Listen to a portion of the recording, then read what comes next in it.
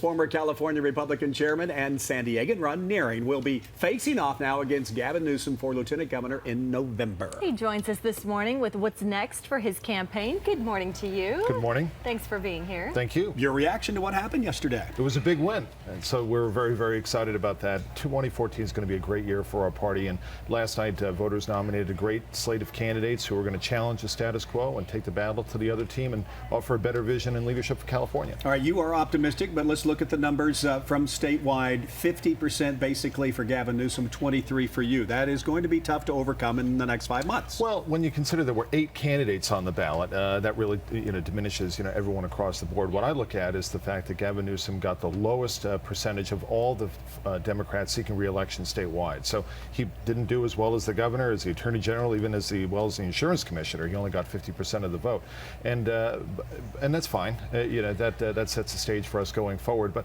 there's a lot of issues here in California. Highest poverty rate in the nation, 4th highest unemployment rate in the nation, schools ranked near the bottom, worst business climate for jobs for the last 8 years. So those are some real issues, and Gavin Newsom is part of this ruling party in Sacramento that has not been tackled. Yeah, you made that comment last night, excuse me, in your victory speech last night. You made that comment. You said, whatever it is going on in California, it's not working. Look at the figures that you just stated. That's right, and as we've talked about here on this program, Toyota leaving, Pratt & Whitney leaving, Occidental Petroleum leaving. It's not just these companies that are leaving, but the jobs along with them, and that's a sign of a state that's in trouble.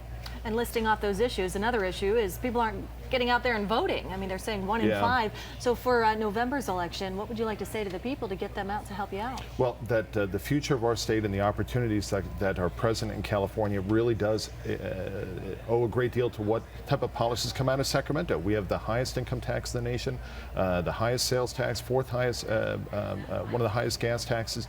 So sales, income, gas taxes. So what do you want to do about those all making things? It harder to make ends meet. And so I think what Republicans have to do is connect on real issues, the kitchen table issues, boosting take-home pay, helping families to make ends meet, bringing down the cost of water, electricity, and so on. You don't hear the other side talk about that. I've never heard somebody in the opposition party, in the Democratic Party, talk about how they want energy prices to be as low as possible, how they want water prices to be as low as possible. They're always pushing policies to make it more expensive, more scarce for these things, and that's really putting a squeeze on the middle class and those people who are struggling to move into the middle class. Most experts say we're going to see Governor Brown around here for another 4 years in our state. How does a lieutenant governor make a difference as a Republican in this state?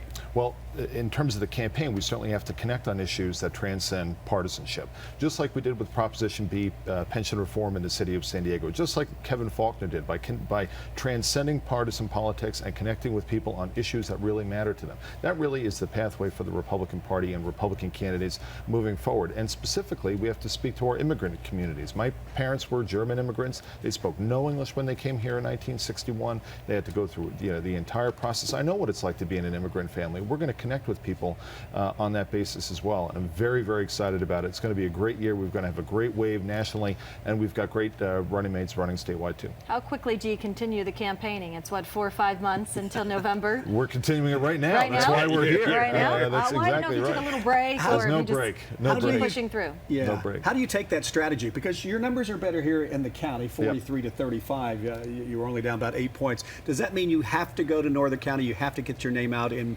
more Democratic strongholds? Well, I'll tell you, this is a really big state, as everybody knows. We spend a lot of time in the car, literally driving from one end of the state to the other, doing events along the way. You really have to connect with people in every region of the state, and every region has different issues. Water is a different issue, and water is a very different type of issue in Northern California than in the Central Valley, than it is in Los Angeles and San Diego, just on water alone, taxes, economy. And this economic recovery in California is very uneven. The Bay Area just hit statistical full employment, but yet 150 miles away in the Central Valley, you have very, very high unemployment at near depression levels, and this so-called recovery is not benefiting them at all. So we have to spend time in every part of the state, and we're going to do that. All right, off and running. Best of luck to you. Off and running. Okay. Thank you. 5 months and counting. That's right. Ron That's Nehring, right. thank you.